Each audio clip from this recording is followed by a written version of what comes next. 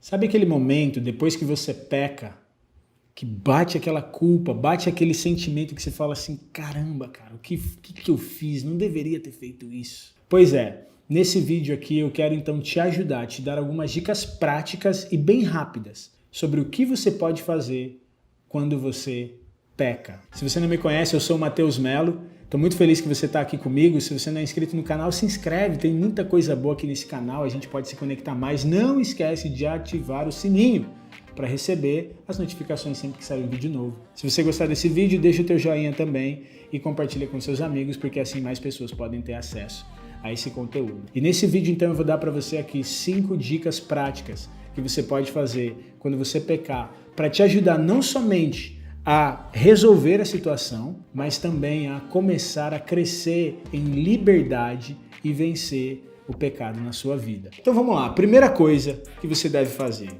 Aquele momento, você fez algo que você sabia que você não devia ter feito, você cometeu um pecado, seja qual for ele, bateu aquele sentimento de culpa, aquela consciência que você sabe, caramba, não devia ter feito isso.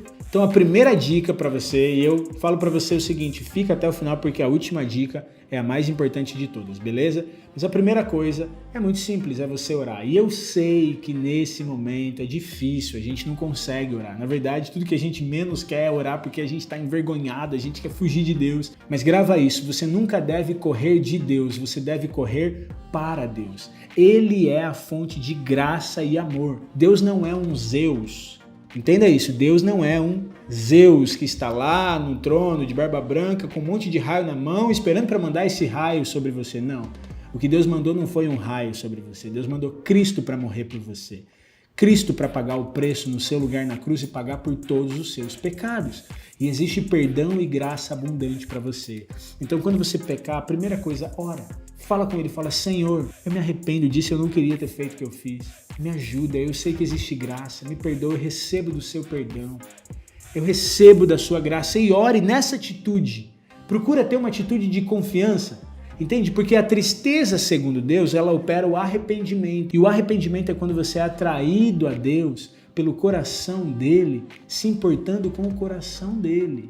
Fale com o Senhor, entendendo que você é aceito e amado por ele. Segunda dica, livre-se da culpa. Deus não quer que você fique se sentindo culpado. A tristeza, segundo Deus, opera o arrependimento, mas a segundo o mundo opera a morte. O Espírito Santo não te acusa, ele não te condena. O Espírito Santo, ele te fortalece, ele te edifica, ele te ensina, ele te convence. É completamente diferente. Então não permita que a culpa permaneça sobre você. Em Hebreus, capítulo 10, a Bíblia diz que nós devemos nos achegar diante de Deus com uma consciência livre da culpa. Não aceite a culpa. Por quê? Porque Cristo levou a sua culpa na cruz. Lembre-se disso. Se você se sentir culpado, lembre-se, não, Cristo levou a culpa que era minha sobre ele na cruz. O castigo que te traz a paz estava sobre ele.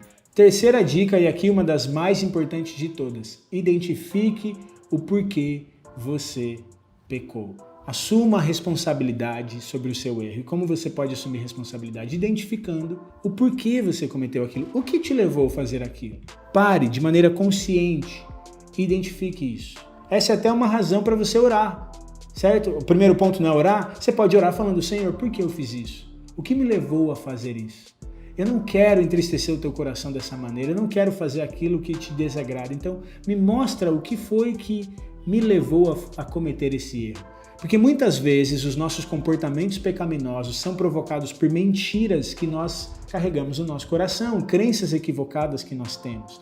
Coisas que aconteceram que provocaram sentimentos ruins no nosso coração. E ao invés da gente correr para o Senhor, a gente acabou correndo para um ídolo, para o pecado. Então identifique os porquês. Isso vai te ajudar muito, muito mesmo. Quarta dica, se possível, converse com alguém. Eu sei que muitas vezes é difícil você conseguir conversar ou ter alguém que você possa conversar que não vai te condenar, que não vai olhar para você com olhos de julgamento, de condenação, mas se você puder, procure alguém com quem você possa conversar. Pelo menos algumas vezes. Ainda que você não faça isso sempre, mas pelo menos algumas vezes, tenha alguém que você possa pelo menos falar assim, cara, eu estou passando por isso, você pode orar por mim? Tiago 5,16 diz que nós devemos confessar as nossas culpas uns aos outros e orarmos uns pelos outros para sermos curados. Então existe cura quando você encontra alguém com um coração gracioso, com quem você pode se abrir e receber oração. E a última dica, a quinta dica mais importante de todas, uma vez que você fez isso, feche os espaços, feche as brechas. Como assim? Quando você identifica o porquê você fez aquilo, você consegue resolver a questão. Se eu cometi esse erro por causa do estresse ou por causa da mentira que eu estou acreditando, eu vou resolver essa questão da mentira, eu vou resolver essa questão do estresse. Eu vou tapar essa brecha. Tem muita gente que faz o quinto passo errado, que faz o quinto passo sem o terceiro. Por quê? Porque a pessoa ela pensa o seguinte, a pessoa ela teve problema com pornografia, o que ela faz? Não vou mais acessar meu celular, não vou mais usar meu computador, não vou mais fazer isso. Só que não resolve. Basta ela ter um celular de novo na mão ou ter o computador que ela está no mesmo ciclo de novo. Por quê? Porque não identificou as raízes, não tratou o coração, não tratou a idolatria, não tratou os porquês. Então o quinto ponto não vai funcionar sem o terceiro ponto. Mas também não adianta você identificar os porquês, você conversar com alguém e você simplesmente continuar à mercê daquilo que te faz pecar. Se no rio tem piranha, você não vai entrar na água para pescar. Tá dando para entender? Você vai aprender a discernir. Você não vai continuar caminhando na beirada do abismo sabendo que você já escorregou algumas vezes. Tanto o terceiro ponto de identificar os porquês quanto o quinto ponto de você tapar as brechas caminham juntos. E se você praticar essas 5 coisas, elas vão te ajudar de maneira extraordinária a resolver muitas vezes esses momentos que você peca e não sabe o que fazer. Então, ore, fale com o Senhor, livre-se da culpa, identifique os porquês.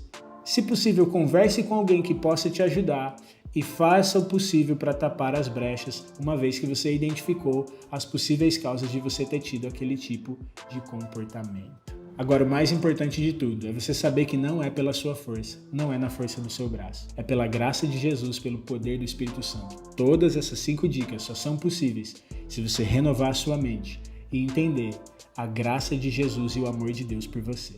Você precisa mudar a sua maneira de pensar, porque a transformação ocorre por meio da renovação da mente. Se você quer entender um pouco melhor sobre essa questão de renovação da mente, como mudar a sua maneira de pensar, entender melhor sobre as verdades do Evangelho que te ajudam a ser liberto, vai lá no meu Instagram, tem muita coisa sobre isso lá, tem vários posts, vídeos, tem reels. Eu sempre abro os meus stories para a gente conversar sobre isso, tem muita coisa bacana que vai te ajudar muito a entender isso. Beleza? Compartilhe esse vídeo com outras pessoas se você gostou. Eu espero muito que esse vídeo tenha te ajudado. Não esqueça de curtir, de deixar o joinha. Se você não é inscrito, se inscreve. E não esquece de me seguir no Instagram. E vamos lá para a gente conversar mais sobre isso, renovar nossa mente e ser transformado pelo poder do Evangelho. Tamo junto. Valeu!